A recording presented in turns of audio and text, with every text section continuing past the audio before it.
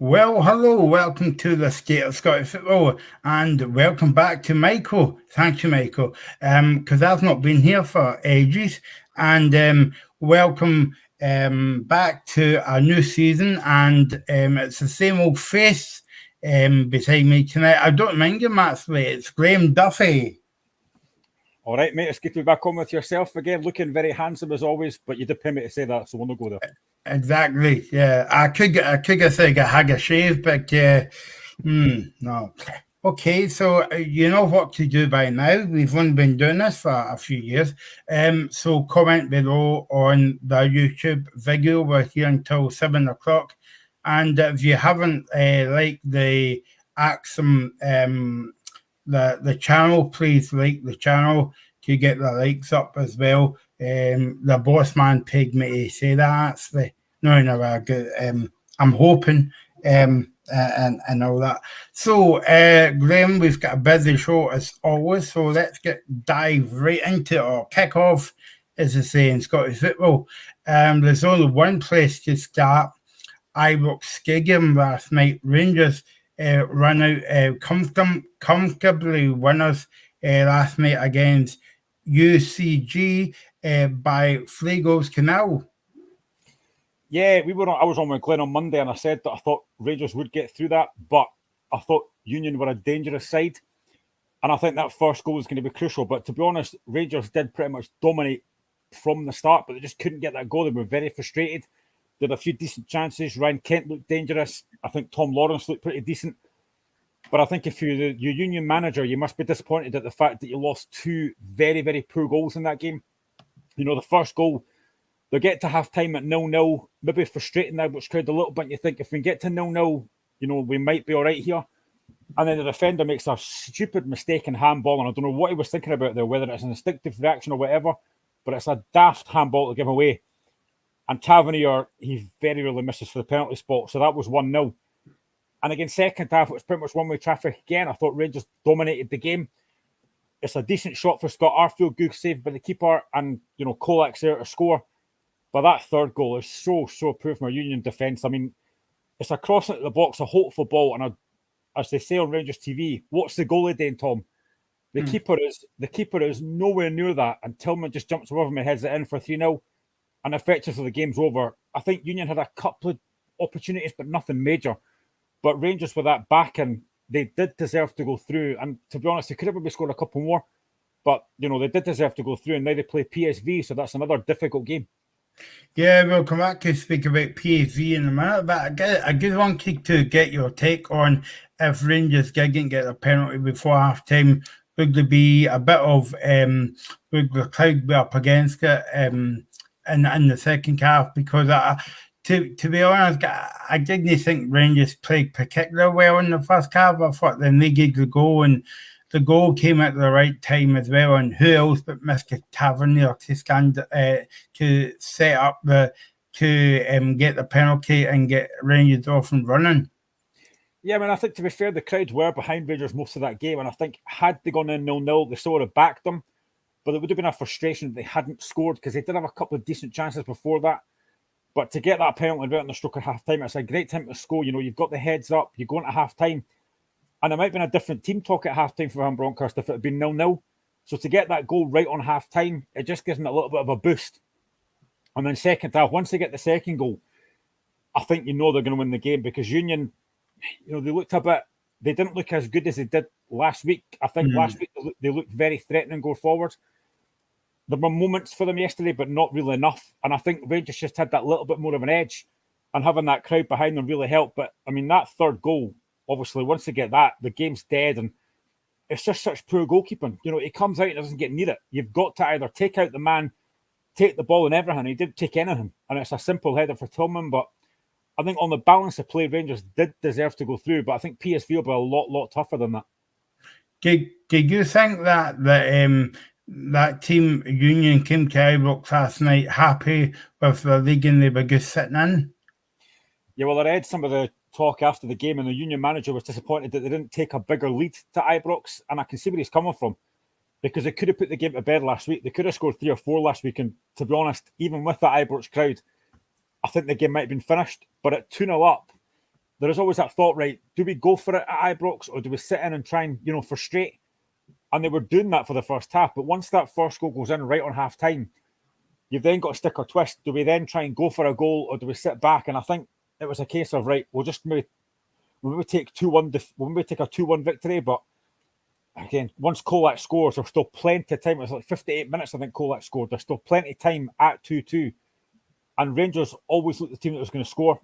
I mean, Union they didn't look as good as they did last week. I thought Union going forward last week looked very, very impressive going forward. Whether that was because Rangers were very, very poor, maybe it might have been a case of that, but I just think Union yesterday didn't offer enough. One man that the Rangers fans have forgotten about, and as you say, Graham, the Union manager says after the first game that the team should have took a bigger lead to Ibrox, but there's only one, John McLaughlin, because he made a brilliant save last week over there, and the tie could have been over at 3-0.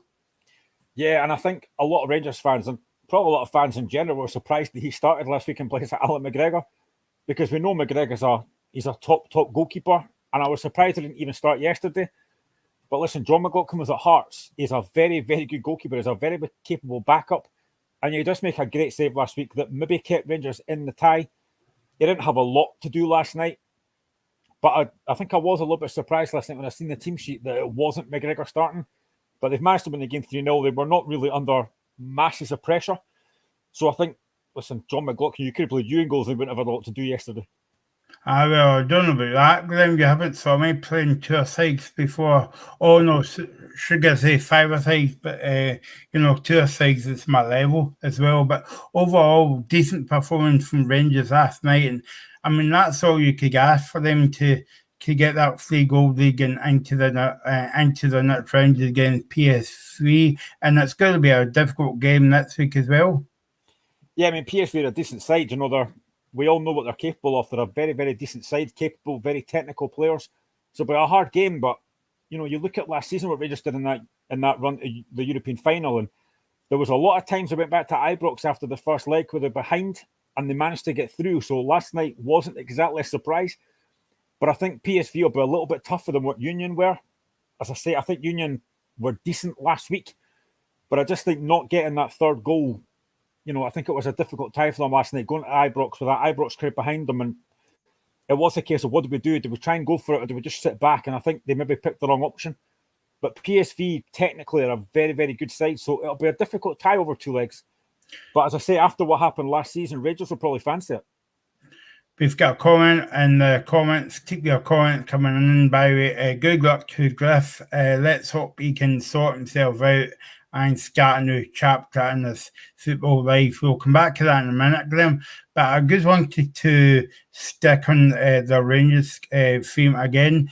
How difficult would it be knowing that the first game's at Ibrox next week? Going by what you were saying, it was very important for the Rangers fans to get behind their team for the 90 minutes. Yeah, I think they'll be looking to try and, if they can, take a lead to Holland. But again, PSV are a very technically gifted side. They're a good team. Luke de Jong, who plays up front for them, is a very good player, so they'll have to be wary of him. But they've got a lot of decent players in that team, so this will be a much, much harder game. And if they can take any kind of lead, we all know the away goals now doesn't happen. So if they can take any kind of lead over to Holland, and if they can build on that, or even try and, maybe hold on to what they've got, but having, I think, that first leg at Ibrox, I think they'll fancy it. I think Rangers will fancy anybody at Ibrox, given what they did last season and obviously last night. But if they can take a lead over to Holland, they'll give themselves a decent chance to get through. Don't know about you, Graham, but obviously I thought the weak link in the Rangers team, and okay, it's a bit early to say because we're only, 3 games into the season now, is John Sands. I thought he was very shaky again last night.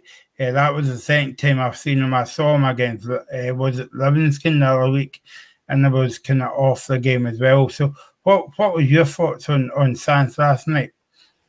Yeah, I thought he struggled a little bit. Whether it was maybe too big a game for him, I don't know. But listen, he's still a young laddie. He'll probably get better. But I thought last night he was maybe not quite up to scratch, but obviously Van Bronckhorst trusts him or he wouldn't have played him. So he's obviously got something about him that Van Bronckhorst likes. But I thought last night was a little bit naive at times. I think he might have been a little bit fortunate at times as well. I think he was booked and he was maybe lucky not to get sent off. But listen, I think he'll develop into a decent player. But last night, maybe just one of these games for him.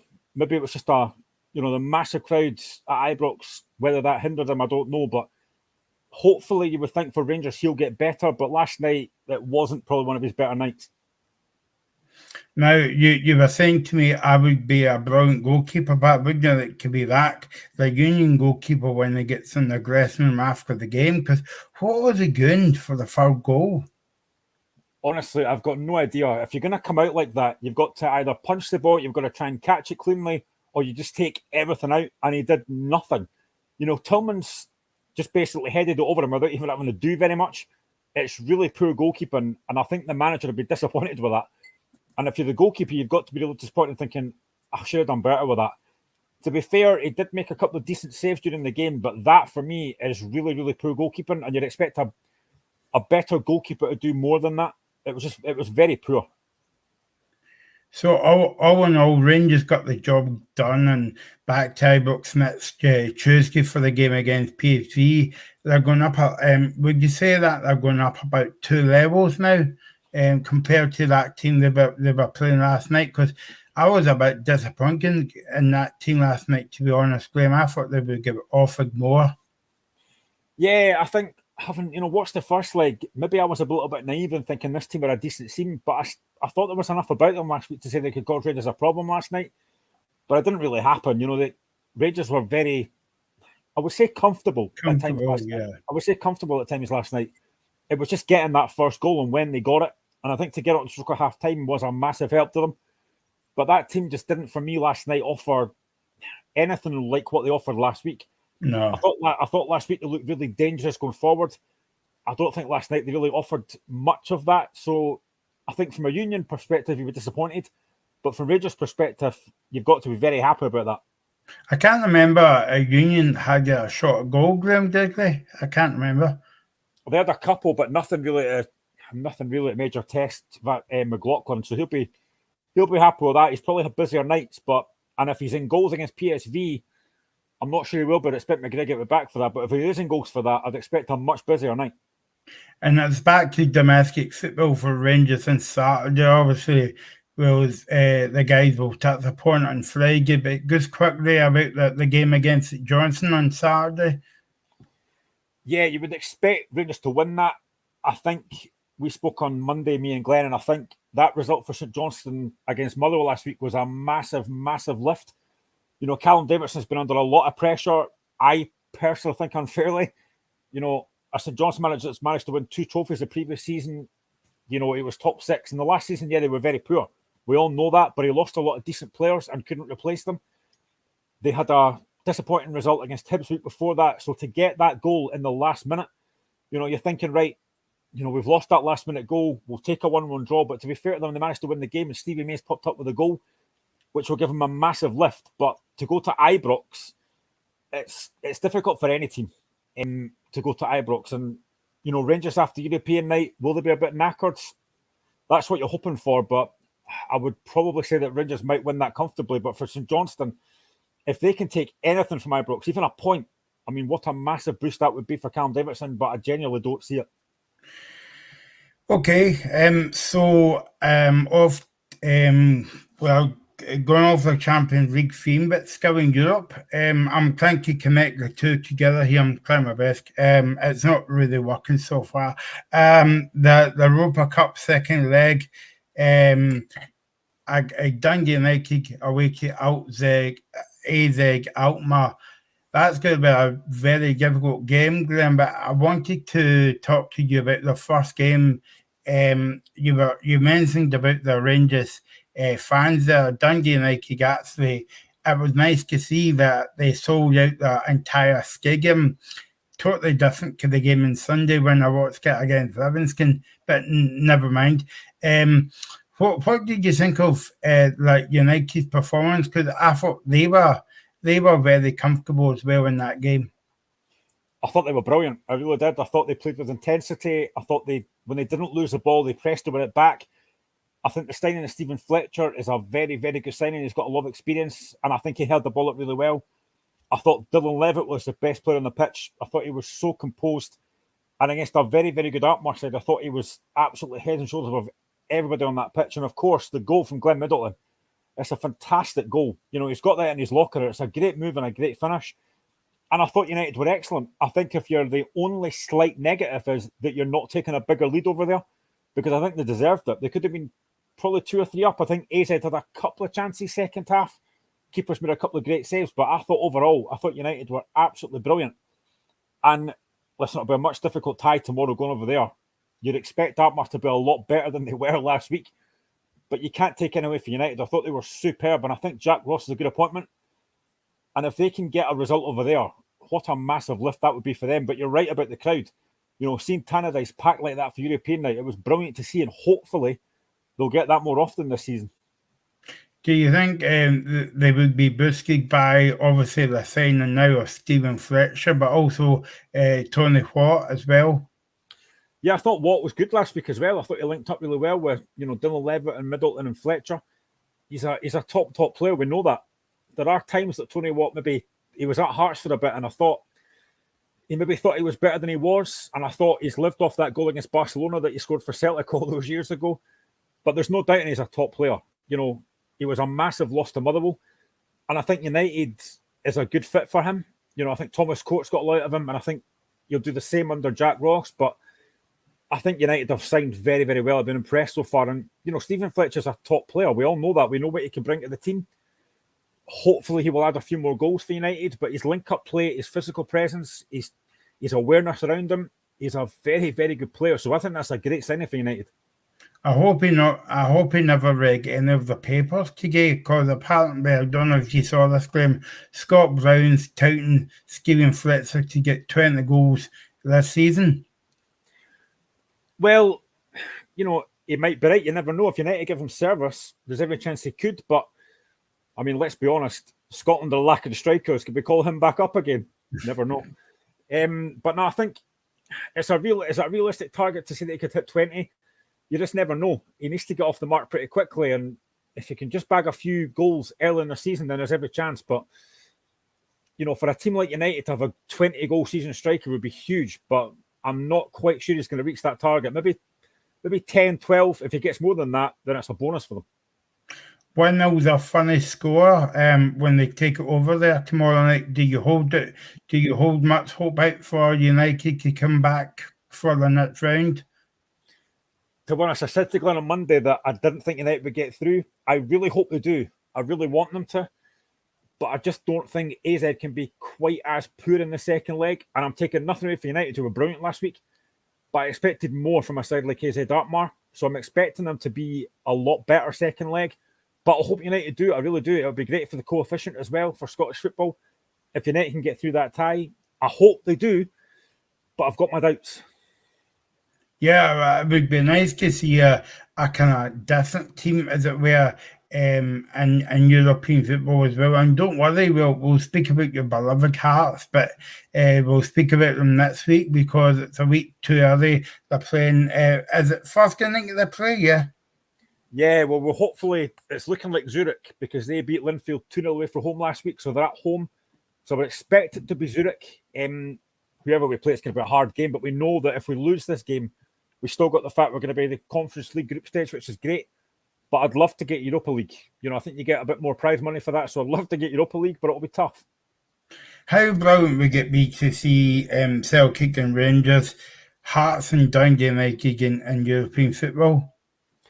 It would be, and I think for too long we've relied heavily on Celtic and Rangers doing jobs in Europe, because, you know, you look at Motherwell, knocked out by Sligo Rovers, and it's happened far too often. You know, teams like Hearts, Hibs, Aberdeen, they go to these early stages to get knocked out too early, and it's always kind of left to the Glasgow two to kind of help the coefficient. So it'd be nice to see other teams doing their bit. Now, we know that Hearts are going to be Europe relevant of what happens next week. We're going to be in the group stage, so that's fine. And I would love United to get through. I really would. I think it would be great for Scottish football, because, let's be honest, we know ourselves that a lot of folk look at Scottish football and think it's a tin pot league. Mm-hmm. And if you look at our record in Europe, you can understand why. So it'll be great if folk look at that and say, oh, there's Celtic, Rangers, Hearts, and United all in European football. Scottish football isn't that bad. Do you think it helps Scottish football in terms of a team goes out of one competition and into another competition? But I don't know about you, I still can't get my head around that, because it's like going and get knocked out from the Scottish Cup to like the another cup competition. It just doesn't happen. But you know as well as I do, it's all about money. I'm going to be very hypocritical here, right? But I've never been a fan of it. I think if you get knocked out of any tournament, you should be out. But if we get knocked out the Europa Cup, whatever it is next week, we're going at the drop of the Conference League. So I'm not going to be disappointed with that. But I think it's like, I'm a Liverpool fan as well. So if Liverpool get knocked out the Champions League, we're going at the Conference League. I've never been a massive fan of it. But listen, I'm going to be hypocritical if I say I wouldn't want Hearts to do it, because we're going to be doing that anyway. Right, Graham being negative. You won't see Duffy on the show next week. I'll make sure of it. I'll bring David Smith back on. No, in fact, we'll stick with Graham. By the way, if you're watching, Dave, hello. Hopefully you're well as well. So good luck to United tomorrow night as well. I must say, Graham, I saw the game on Sunday against Livingston. I know I spoke to you after the game, but I was a wee bit disappointed in kind of like Dundee United approach to the game. They never started well at all. It took them 45 minutes to get going. Tony Watt missed 3 or 4 decent chances. And also, when I was speaking about full houses at Talladice, it was empty. I don't know if you got to see the game. I'll repeat what I said to Glenn on Monday. To have a massive European high on Thursday to then play Livingston on Sunday, it's a bit of a come down. I think it's very difficult when you play a European game and you're on such a massive boost to then have a run of the league game a few days later. I think it is tough, and especially for teams like United. Yeah, the crowd maybe wasn't as good as it could have been, but I think as well with Livingston, you know what you're going to get with them. They're a very difficult side to break down. And once they got that first goal, it was going to be very tough for United to break it down. And I think they were still on the high from Thursday night, to be honest. And I think Glenn said this on Monday, and I agree with him. I think a lot of United players might have had their minds thought on tomorrow's game against AZ Dartmouth, which is understandable. It's a massive game. And maybe they just took their eye off the ball a little bit. Listen, I wouldn't like to think that would be the case, but it's understandable if that happened. So I can understand why there was a come down, but I think United will be disappointed that they haven't done a bit more on Sunday. But as I say, one of the teams you want to play after European game is Livingston, because they're very, very difficult to break down. Yeah, no, exactly. Okay, let's move away from European football for a minute and let's speak about... No, in fact, let's stick with European football for a minute, because this is one of my seamless links, right? And I'm only going to do this once a week on the show. Graham's like, that was, thank God for that. You mentioned Marvel there. Marvel's not got a manager, because you see that Digger, European football tomorrow. Yeah. I hope everybody's still watching after that comment there. I know it was a bit cheesy.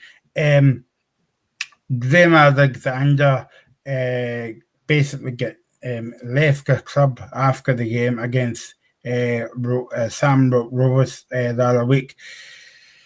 And now they're looking for a new manager, Graham. No one, every day I keep looking, no one's kind of like popping up or whatever.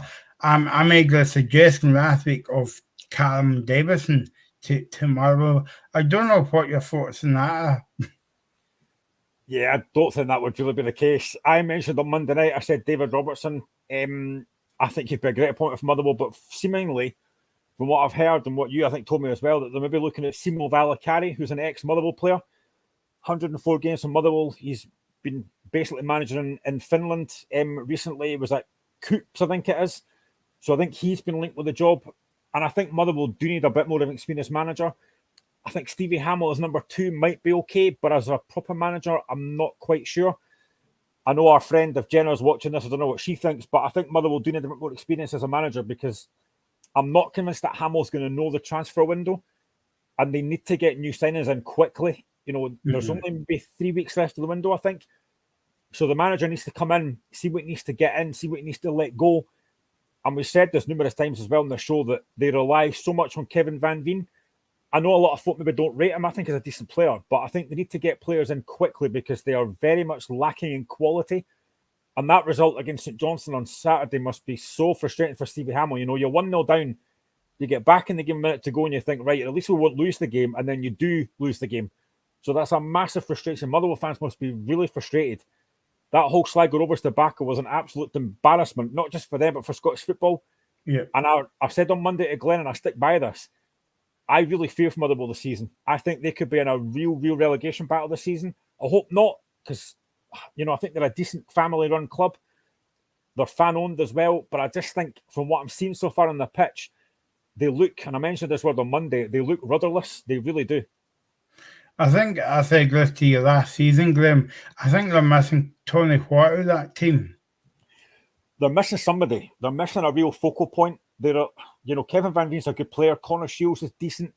The midfield, Goss looks a decent midfielder, but they don't have enough quality in there. Even out wide, they're lacking a bit of pace up out wide as well. So they need to get signings in quickly. But you've also got to gel the players together, and that's a difficult job. So they need to get somebody in now. If they offered the job to Stevie Hamill, I think he would take it. He loves the club. That's clear to see. But I'm not convinced that will be the right appointment. Valakari might well be. Again, he knows the club. But this is something I've always thought about as well. As a Hearts fan that's had Craig Levine at the club, who's had Robbie Nielsen at the club, we've had John Robertson at the club. Sometimes I never think that appointing an ex-player as a manager is a good idea. So, whether this is the same thing, I don't know. But they need somebody in quickly. So what's the space and see? Maybe Jenna's a way to apply for the job. You never know. And all that. Let's go to what it says in the tagline on the banner: from Celtic hero to Australia third tier. Where did it all go wrong with Leigh Griffiths? Graham. Do you know what? I wish I had time to figure this out. I really do. I mean, I can't believe how far his career has fallen. And the thing is, as well, this team that he's going to now, Mandurah City, is only going to be playing 2 games, which is utterly pointless. They've signed him for 2 games. I just think, he left Celtic in 2022. He's been at Dundee on loan. He played 15 games and scored 2 goals.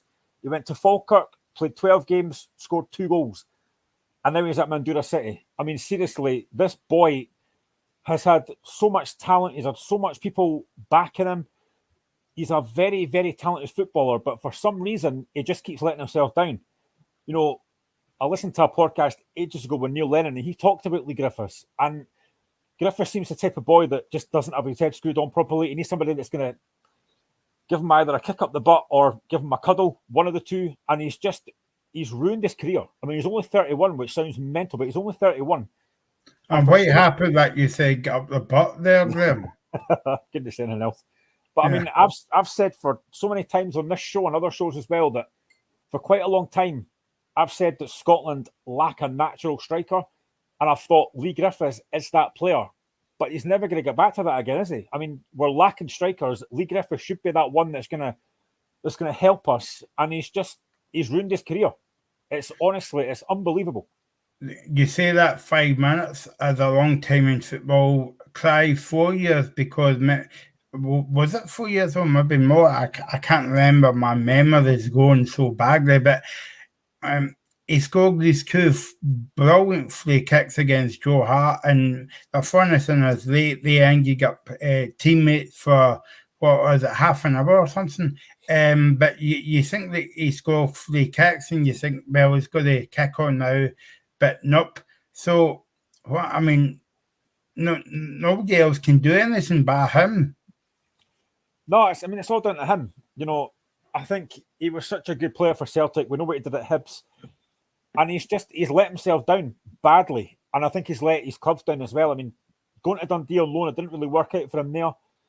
He goes to Falkirk and he had 12 games. It's not a lot. But again, he didn't do a lot there. and now he's going to Australia for 2 games. I just think this guy's had the world at his feet. He's so talented footballer, but he just can't get his head screwed on. And I don't think it's ever gonna change now. And as you say, those 2 England goals, I don't think I've ever celebrated 2 Scotland goals more than I celebrated those 2.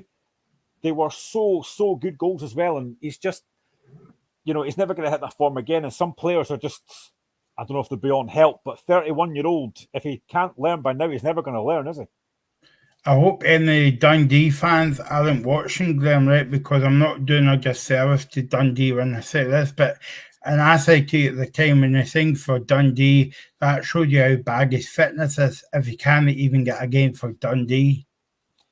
I know, and especially a Dundee side that was struggling as well. And I think it was one of his old teammates as well, James McPate, that signed him. Yep. And you might think that McPate's going to be the guy that can settle him down a little bit, give him the game time, give him whatever he needs.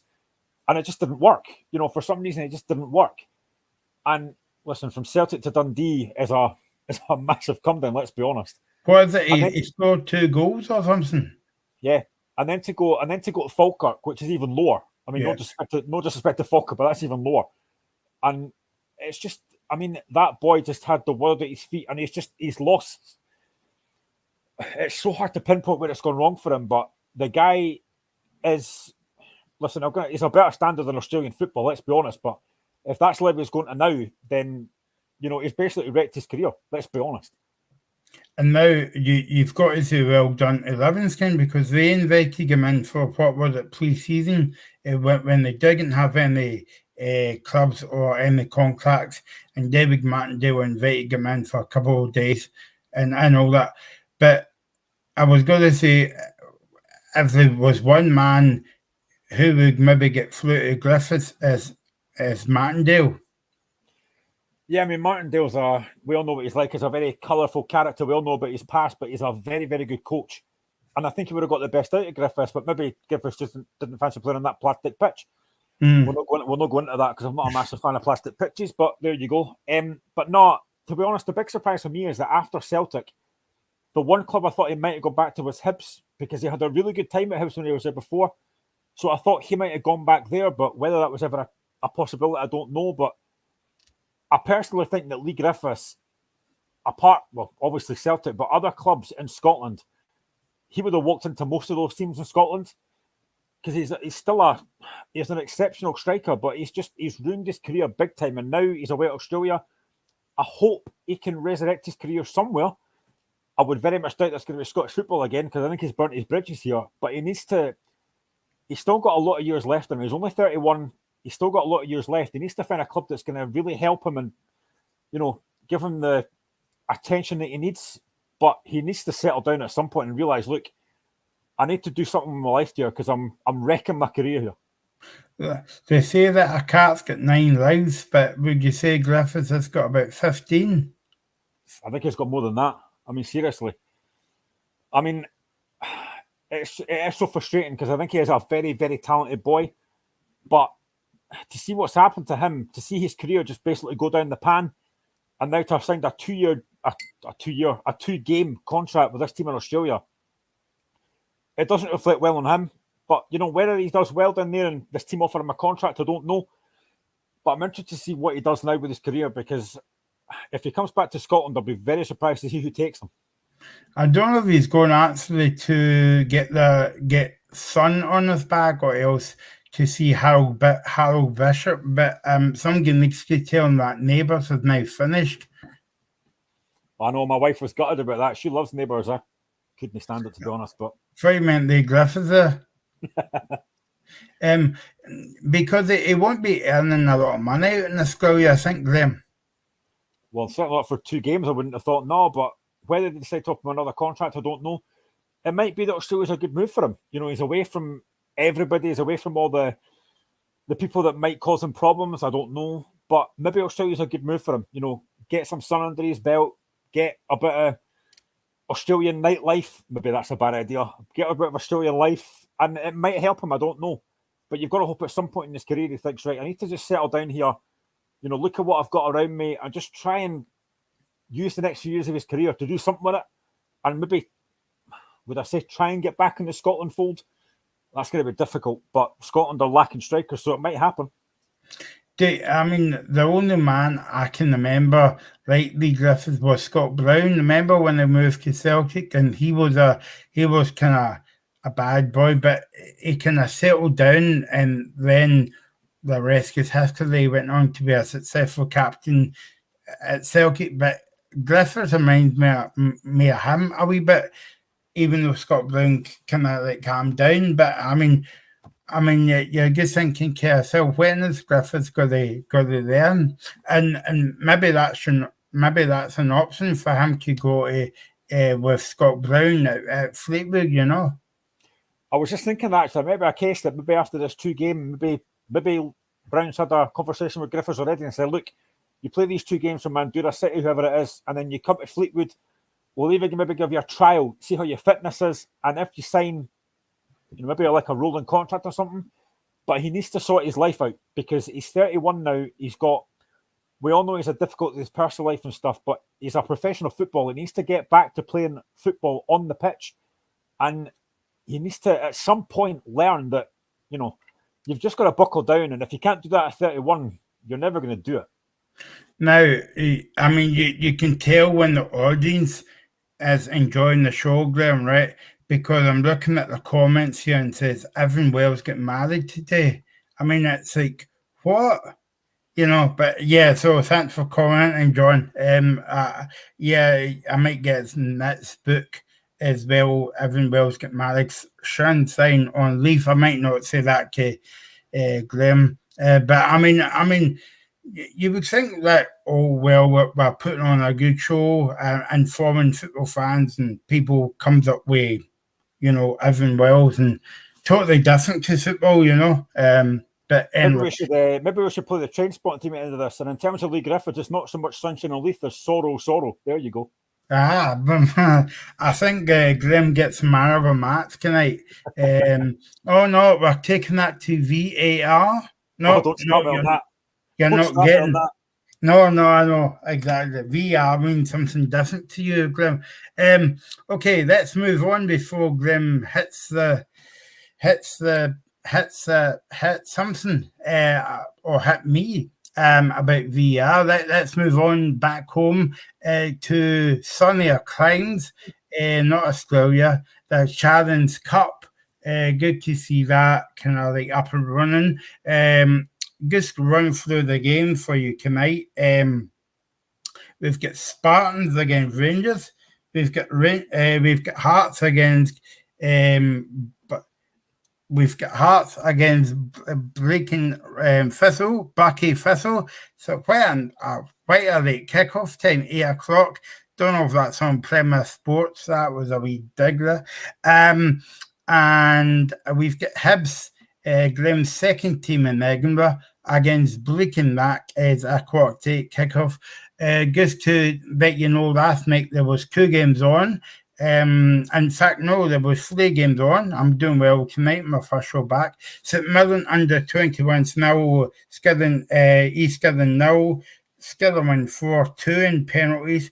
And then the other game last night was the Celtic B team won 3-2, and Livingston won against La Rose.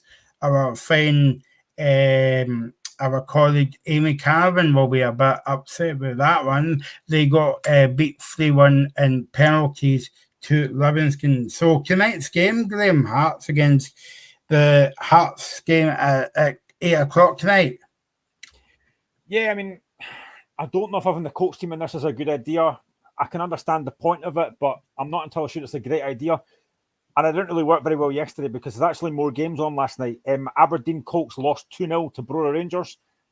Celtic Colts won 3-2 against Albion Rovers. Dundee United lost 1-0 to Elgin City. St Johnstone Colts beat Fraserburgh by 2-0. And Kilmarnock Colts beat Cowdenbeath by 3-0. So, Aberdeen Colts are a disappointing result last night against Brora Rangers, but as a Hearts fan, I know all about Brora, so maybe that's not a shock.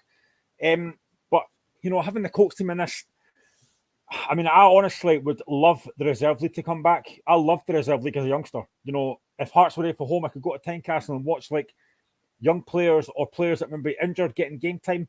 I loved that reserve league.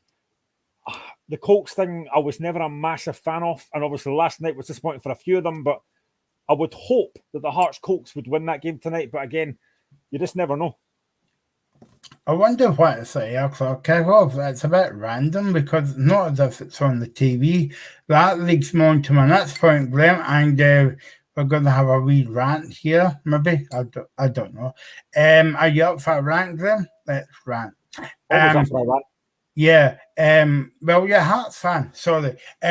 Okay. So the Challenge Cup. Would you like to see some of the games on the TV? I think it would depend who's in it. I mean, I'm not being funny, but I wouldn't really want to watch Brora Rangers against Aberdeen Colts. I'm not being funny. I wouldn't have any interest in that. But I would like to see maybe some games getting shown. But again, it's trying to highlight which games you would show. You know, look at that Rangers game last night. That wasn't on any TV channel apart from Rangers TV. So that wasn't getting shown on TV. But would I like to see the Challenge Cup? You know, why not? Let's highlight these games more. It's a bit like the women's football. You know, there's no real... They don't show a lot of these games on TV. So the more that you highlight Scottish football, the more that other folk from outside Scotland might think, oh, there's a game on here. Let's have a look at this. And it would highlight the game more. Would people want to watch the Challenge Cup? I think based in Scotland, yeah, I probably would, because let's be honest, there's nothing else much on TV. So yeah, why not just go ahead and show some of the games? It'll be good because they started to show some women's football now on the TV as well. So that's good to see in the women's side. 100%. You know, you look at what happened with the Women's Euros, and I wasn't overly surprised that England won that, to be honest, but it's been highlighted a lot more now because of that. And, you know, there's a women's game started, I think the SWPL started on Sunday, but there was a lot of really... If you were an outsider looking at that, you would think Celtic beating Hibs 9-0, Rangers beating Glasgow women 14-0. I mean, it doesn't highlight the game particularly well that the women are getting absolutely hammered by results like that. But I would like to see the women's game highlighted a little bit more than maybe it is. I think last season there were a lot of games shown on TV, maybe, I think it was like BBC Alba. So they need to highlight the women's game more. But again, you look at some of the scores and you think, wow, 9-0 is unbelievable. I think that's a good point, Graham, and about the unfairness in football. And I think the England manager, sorry, I can't remember her name, the other week, and I think she was speaking about it in the press conference. And usually, in the women's game, you get about, what was it? England won 7-0 in one of the games as well. So you think, yeah, it's good to see women's football getting played and getting publicised, but it's a bit unfair if a team runs out 9-0 winners. Yeah, I mean, it just doesn't highlight the game very well. I mean, I think Hibs were actually a decent side last season. Whether they've lost a few players, I'm not sure, but I mean, Celtic won 9-0 winners, and I looked at the Rangers result against Glasgow women, 14-0. I mean, it must be very disappointing for the Glasgow women as well. You're walking off that pitch having been absolutely destroyed like that, and you think, you know, what's the point? You're coming out against teams that are better than you, maybe have got a bit more money than you. But if you look at that from outside looking in, you just think, wow. I mean, that must be. It can't be very good for the game to see scores like that. Yeah, no, exactly. I just want to go away from women's football because we're actually getting now. Even though people saying it's Evan Welsh says Wigan today, and somebody says apologies, but women's football, smiley faces. So that means move away from women's football. I just wanted to touch upon, because I've not been on with you for ages, Graham, about the Hearts signings this season. One man who is a good signing and they scored last week again, Ross County, is Aaron Forrest. Yeah, delighted with that. I know a lot of folk think, he's not good enough for Hearts, but I think he is. I've watched him a few times for Livingston, thought he was very, very good. A lot of folk have said he's a better brother. I don't know. I think James Forrest might be a little bit better. But I like Forrest. He's direct. It's what I want to see from a wide player. When he gets the ball, his first thought is to drive forward, and that's what I want to see. And he will add goals and assists. Last week against Ross County, first half he struggled a little bit, but then most of the Hearts team did. Second half he was a lot better, got a very good goal, and I think it's a good signing. I think Sunday he struggled a little bit. He didn't really get involved in the game a lot, but to be fair, his work rate is excellent. He tracks back, and that's what you want wingers to see. A lot of away players, you just see them stay up the pitch and think, I'm not getting involved in that defensive side. Nah, that's not my job. But Forrest doesn't do that. He tracks back and it helps out. So, yeah, I think he'll be a very good signing for Hearts. And I think he will probably get, he'll get at least 10 goals this season and hopefully a few more assists. But, yeah, I'm delighted that we've got him. And if he can do what he did against Ross County, I think he'll be a very good signing for us.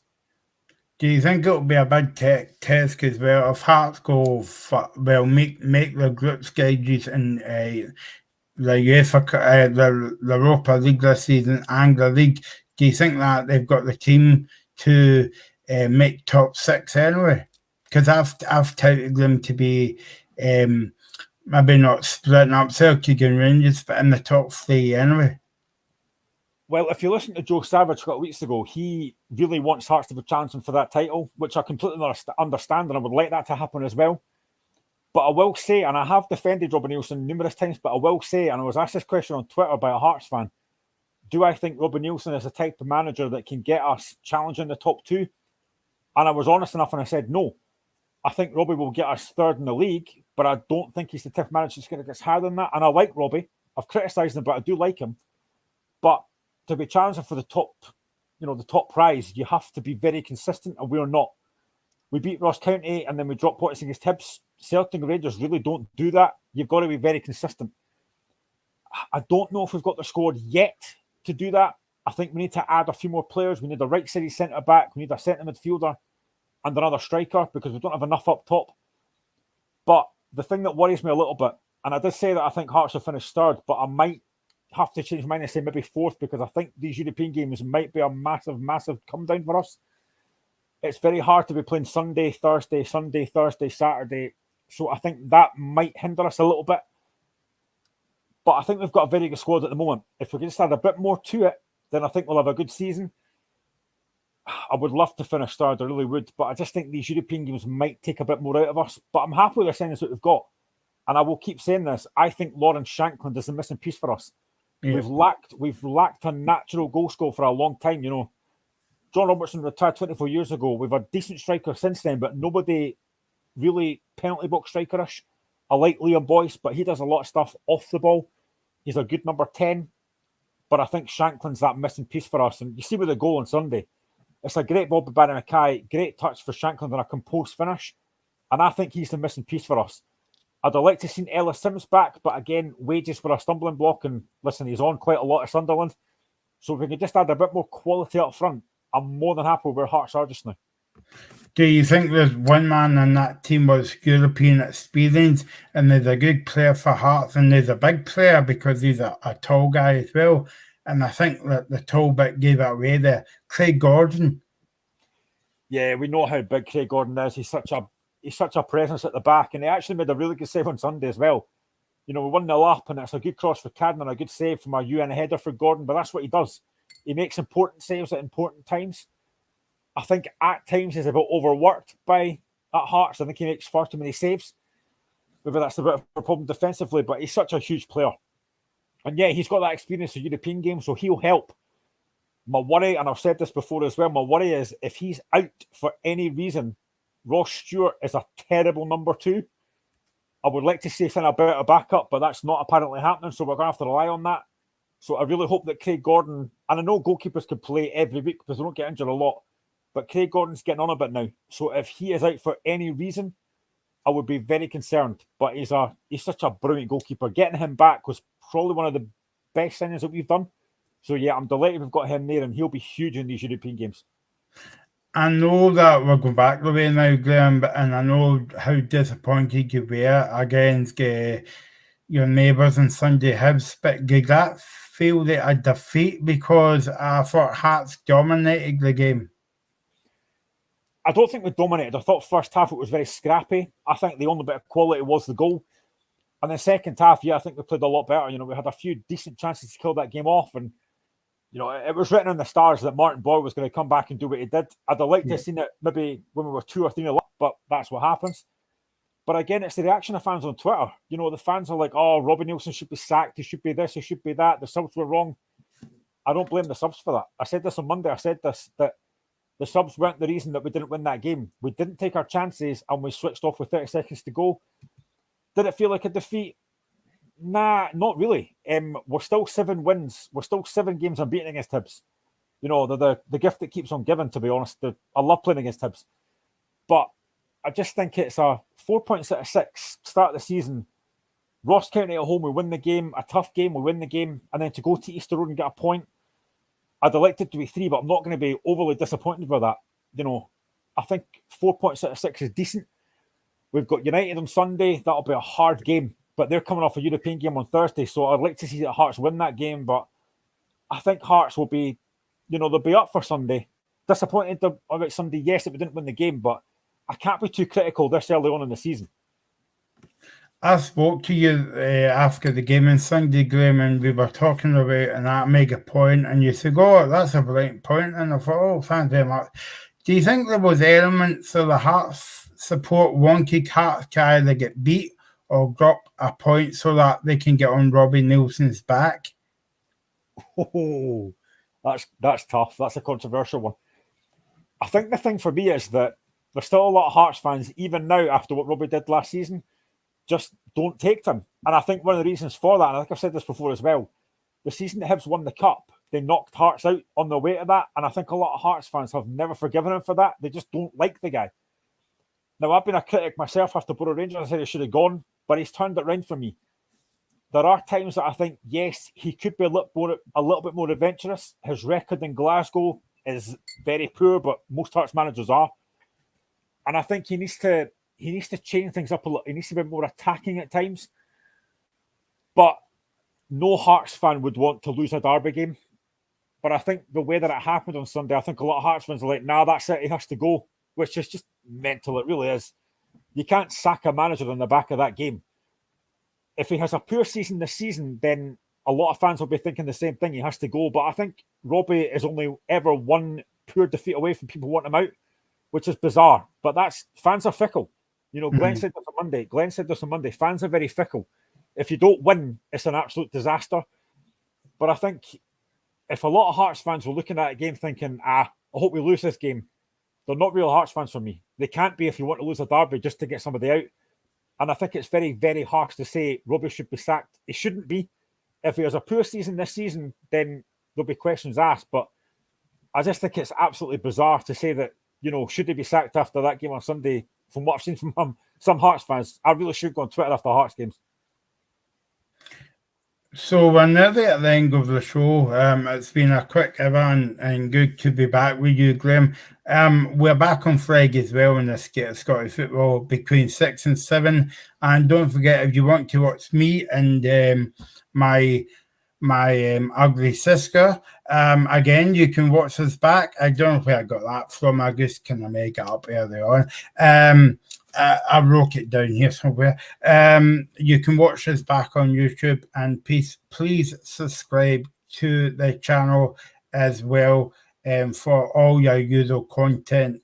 As the boss man says, I've got to keep him happy. I'm expecting my bonus anytime soon, and I'll be waiting for ages. Anyway, we started with European football, Graham. So let's finish with European football this week. We'll be back. I'll be back next week. So are you expecting Rangers to get a healthy lead to take over to PSV? I don't think I would say healthy. I think they'll be confident of taking a lead over there. But I think it'll be tight because I think PSV are a lot better than Union were. So I think it'll be a more difficult game. But again, having the fact there's no away goals might help. So if PSV do get a goal, it's not really going to matter. But I think Rangers will take a lead over there, but I don't think it'll be as big. I think they might take I'm going to say 2-1 lead. I think they will concede because I think PSV have got a threat. So I think they will concede, but I think they'll go over there with a 2-1 victory. And then it's can they get the job done over in Holland? It'll be difficult. But I think after what they did last season, Rangers won't really fear anybody. But this will be a much tougher game than Union was. And I think if they can lose 2 goals to Union away from home, what could happen against PSV. What do you think of the away goals not being in play this year? It's quite a kind of funny rule. But what do you think about it, Graham? I haven't spoke to you about this before. Yeah, I kind of like the away goals rule, but then I suppose if you're, if you draw 0-0 at home and you go away from home and you score one goal, then the other team's got to score two, and it can be more difficult. So I do like it in a way, but I don't know. I'm unconvinced about it. But again, listen, if Hearts were to score next week away from home, take it back to Tynecastle, having an away goal, it'll be such a massive help. But that's not there now, so it is a bit of a hindrance. I can see it both ways, but I'm undecided on it. It'll be brilliant to see Hearts playing under the floodlights at Tynecastle as well, because every time I go there, it's always a good atmosphere. Yeah, I love European nights at Tynecastle. It's been a while. I think 2014 was the last time. We got knocked out by Barcacara, a Maltese side, which is an absolute embarrassment, and the manager was Robbie Nielsen in that. So I hope he's learned lessons from that. I think the worst thing about that game is the fact that Connor Salmon scored and got man of the match. So that just shows how bad that was. So I'm hoping that Robbie's learned lessons. I think we've got a very, very good side now. But just to get back to Tynecastle and see European nights under the lights again, Celtic fans know about European nights at Parkhead. Rangers fans know about European nights at Ibrox. Hibs fans, do they know about European nights at Easter Road? I will say they do. But honestly, for me as a Hearts fan, it's brilliant to see European nights. You couldn't help that there, Graham. I'm just hoping that Craig Leach is watching. No, but I just can't wait to see European nights back at Tynecastle. I'm buzzing to go and see my boys, and hopefully we can get the job done. It is looking like Zurich, but I don't care who it is. Just seeing European nights back at Tynecastle again, I'm so happy. Just quickly before we finish, I can't believe we haven't mentioned them on the show. Celtic, it makes a difference that they've not got any qualifying games, but will Celtic get the benefit of now, or would they rather play qualifying games? I heard Andy talking yesterday about he's looking at organising some bounce games to maybe like keep the team ticking over until these big Champions League games come up. Do you think that's going to work in Celtic's favour, or would you say that they would prefer getting games at the moment? I think you prefer to play at the moment. I think you want to get games done and dusted. And I watched them against Ross County, and I thought they were very impressive. I thought they played some good football, and I think Jota is such a fantastic footballer. I think Celtic have got a lot of good options going forward. I said on Monday, though, I do think defensively there are frailties there. I think you can get at Celtic, but going forward, they just look so good. But I think, organising the bounce games, I can understand why they would do that. But I think you just want to get games. You want to play competitive football. I think any footballer does. So I think if they can get competitive games under the belt, then absolutely fantastic. But I just think the way that Celtic are playing just now, they do look so good going forward. And I think whoever they get in the group stages, especially at Parkhead under those lights again, they would fancy taking anybody on.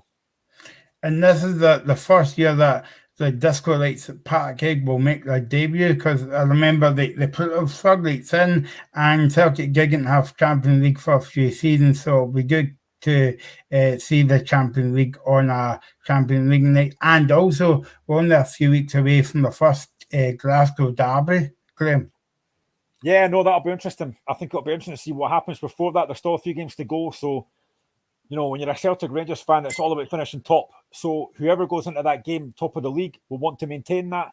Whoever's second will want to try and, get above the other team. So it'll be an interesting game. But right at the moment, to be honest, I would say that Celtic are a better footballing side than Rangers from what I've seen. Rangers get the job done, but Celtic going forward just looks so formidable. And I think that'll be a really good game to watch, I think. Yeah, and also before that, Celtic's got to go back up to Dingwall for a League Cup game against Ross County, and there's obviously the League Cup games coming up as well. Yeah, the League Cup will be great. Hearts, Kilmarnock, I'm looking forward to seeing that. But I think Celtic go back up to Dingwall again. Ross County will be sick of the sight of them, but it's a game I would expect Celtic to win. But then again, it depends what team does Celtic play. Do they go full strength, or do they maybe play a few reserve players thinking that they can get the job done? Whatever it is, I would think Celtic win the game. But Ross County, it won't be easy. I mean, Ross County did give them a hard game last week, but Celtic's quality just shone through. Okay, thanks, Graham. Bobby Madden has blown the final whistle for tonight then. Well, it won't be... oh, no, it's not Bobby Madden. He's away to England. So, John Beaton or whatever. Thanks for joining us on the Skate of Scottish Football. We'll be back on Friday night. Please subscribe to the channel. And, please keep it here for millions of content, football, music, and politics, and we will be back. Well, I'll be back next week. Good luck to Dundee United tomorrow night, and have a good weekend. See you soon.